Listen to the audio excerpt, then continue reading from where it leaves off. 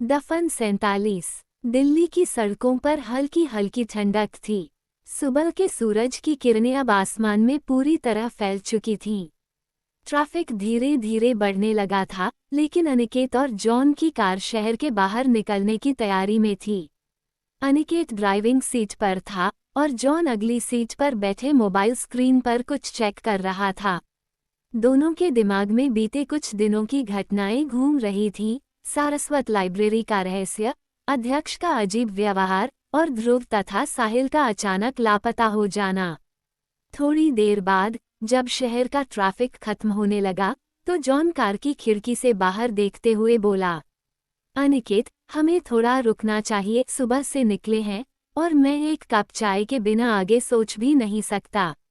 ये सुनते अनिकेत हल्का सा मुस्कुराया और सड़क के किनारे एक ढाबा देखकर कार धीमी कर दी। वे दोनों एक पुराने ढाबे के पास कार रोकते हैं। वहाँ कुछ ट्रक ड्राइवर पहले से नाश्ता कर रहे थे। ढाबे के बाहर लगे बड़े से तवे पर गर्मागर्म पराठे सेके जा रहे थे और चाय की मीठी महक हवा में घुली हुई थी। दोनों एक किनारे की टेबल पर बैठ गए। जॉन ने हाथ ऊपर उठाकर वेटर को इशारा किया, भाई, 2 कटिंग चाय देना और साथ में थोड़ा टोस्ट भी। वेटर ने सिर हिलाया और चाय बनाने चला गया। जॉन ने अपने फ़ोन पर साहिल का नंबर डायल किया।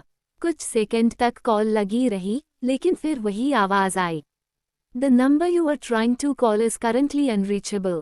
जॉन ने हल्की भौहें चढ़ाईं और फिर अनिकेत की ओर देखते हुए कहा, साहिल का फ़ोन अब भी अनरीचेबल है।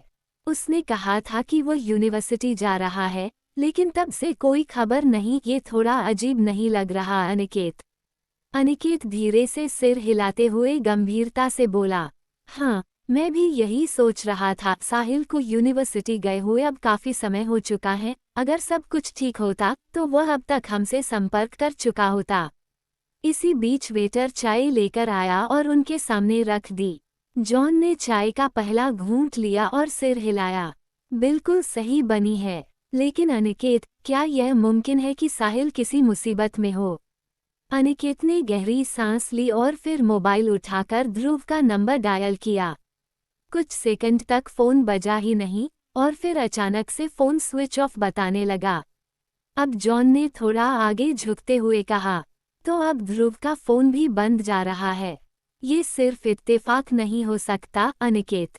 मुझे लगता है कुछ गड़बड़ जरूर है। अनिकेत भी गहरी सोच में पड़ गया। उसने हल्के से चाय का घूंट लिया और फिर गंभीर स्वर में बोला, अगर यह एक इत्तेफाक नहीं है तो 2 संभावनाएं हो सकती हैं। या तो साहिल और ध्रुव दोनों जानबूझकर छिप रहे हैं, या फिर वे किसी के निशाने पर हैं। तभी अनिकेत अचानक कुछ सोचते हुए ठहर गया। उसने जॉन की ओर देखा और कहा, तुम्हें याद है जब हमने माहिरा के बारे में बात की थी तो ध्रुव अचानक बहुत असहज हो गया था। जॉन धीरे धीरे सिर हिलाते हुए बोला, हाँ, मुझे याद है। उस समय वह एकदम से वहां से चला गया था और उसके चेहरे पर कुछ छुपाने जैसा भाव था। अनिकेत ने धीरे से अपनी उंगलियां टेबल पर थपथपाए और कहा, मुझे लगता है ध्रुव कुछ जानता था और शायद उसी वजह से वह अब गायब हो गया है। जॉन ने अपना कप नीचे रखा और थोड़ा आगे झुककर बोला, अगर ध्रुव कुछ जानता था तो क्या यह मुमकिन है कि माहिरा के गायब होने और ध्रुव के अचानक स्विच ऑफ होने का कोई कनेक्शन हो? अनिकेत ने गहरी सांस ली और धीरे से कहा, संभावना तो यही लग रही है, लेकिन ये भी सोचने वाली बात है कि ध्रुव गायब हुआ, साहिल गायब हुआ और माहिरा तो पहले से ही लापता है। मतलब कोई एक एक करके हमारे मिशन से जुड़े लोगों को गायब कर रहा है।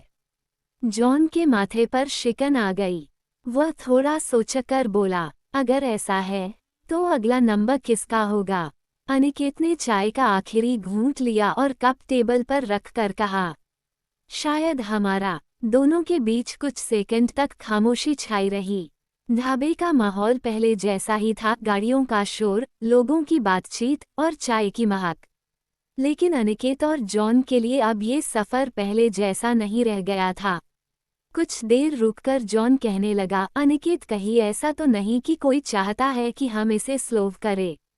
अब दोनों एक दूसरे का चेहरा देखते रहे। फिर अनिकेत गहरी सोच में पड़ गया। वही जॉन आगे कहने लगा, क्योंकि बात तो काशी के प्रोजेक्ट से शुरू हुई और तुम्हारे दादा जी पर अटकी, और जो लोग इस प्रोजेक्ट में थे सभी एक एक करके गायब हो गए। बस हम दोनों ही अब इसे लीड कर रहे हैं। ये इत्तेफाक है या साजिश?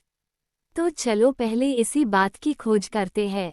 मतलब? जॉन आश्चर्य से अनिकेत की ओर गौर से देखता रहा।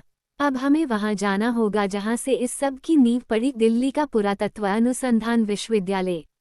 सुबह की हल्की धूप अब तीखी होती जा रही थी। दिल्ली की भीड़भाड़ वाली सड़कों से होते हुए अनिकेत और जॉन अपनी कार में यूनिवर्सिटी की ओर बढ़ रहे थे। साहिल से संपर्क न हो पाना अब एक गंभीर चिंता बन चुका था, और ऊपर से ध्रुव का भी फोन स्विच ऑफ जा रहा था। जॉन ने हल्का मुस्कुराते हुए कहा, तुम जानते हो अनिकेत, हमने सोचा था कि हम सीधे काशी के लिए निकलेंगे, लेकिन अब देखो हमारा पहला पड़ाव दिल्ली की पुरातत्व यूनिवर्सिटी बनने वाला है। अनिकेत ने गंभीरता से सड़क पर नजर रखते हुए जवाब दिया, हाँ, लेकिन मुझे लगता है ये सही भी है। साहिल और ध्रुव का अचानक गायब हो जाना सामान्य नहीं है। अगर यूनिवर्सिटी में जाकर हमें कोई सुराग मिल जाता है तो ये हमारे लिए फायदेमंद होगा। कार यूनिवर्सिटी के अंदर दाखिल हुई। पुरानी ऐतिहासिक इमारतें अपनी जगह वैसे ही खड़ी थीं, लेकिन माहौल में कुछ अजीब था।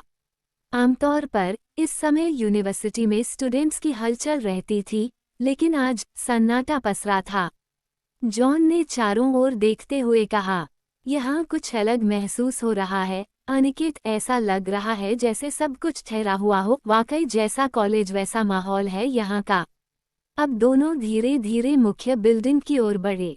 अंदर घुसते ही उन्हें कुछ स्टूडेंट्स नजर आए, लेकिन वे भी किसी न किसी काम में लगे हुए थे। कोई अनजान चेहरा उत्सुकता से उन्हें देखता, लेकिन तुरंत दूसरी ओर देखने लगता। यूनिवर्सिटी के मुख्य हॉल से होते हुए वे प्रोफेसर साहिल राठी के ऑफिस की ओर बढ़े। वहां पहुंचकर दरवाजा हल्का सा खुला हुआ मिला। जॉन धीरे से दरवाजा धक्का देता है। साहिल, कोई जवाब नहीं। वे दोनों धीरे धीरे अंदर दाखिल होते हैं। ऑफिस में कागज बिखरे हुए थे। टेबल पर एक चाय का कप आधा भरा हुआ था और एक चेयर उल्टी पड़ी थी, जैसे किसी ने जल्दी में सब कुछ छोड़कर भागने की कोशिश की हो। अनिकेत ने चारों ओर देखते हुए कहा, यहाँ कुछ हुआ है जॉन, यह ऑफिस इस हाल में नहीं होना चाहिए था। जॉन ने टेबल पर रखी कुछ फाइलों को देखा, फिर दीवार पर टंगे बोर्ड की ओर बढ़ा। बोर्ड पर कुछ नक्शे और पेपर पिन से लगे हुए थे, जिनमें हिरेन काशी प्रोजेक्ट का जिक्र था। अनिकेत ने टेबल पर बिखरे कागजों में से एक पेपर उठाया। यह कोई आधिकारिक नोट था, जिसमें लिखा था, माझीपुरवा साइट पर कुछ अजीब गतिविधियां देखी गई हैं। कुछ स्टूडेंट्स ने वहां रहस्यमय आवाजें सुनी हैं, और प्रोफेसर हामिद का कहना है कि हमें ये खुदाई बंद कर देनी चाहिए। नीचे साहिल के हस्ताक्षर थे।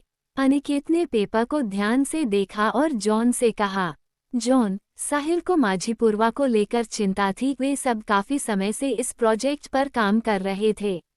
हाँ, लेकिन अगर ऐसा ही था तो काम रुकवाया क्यों नहीं गया?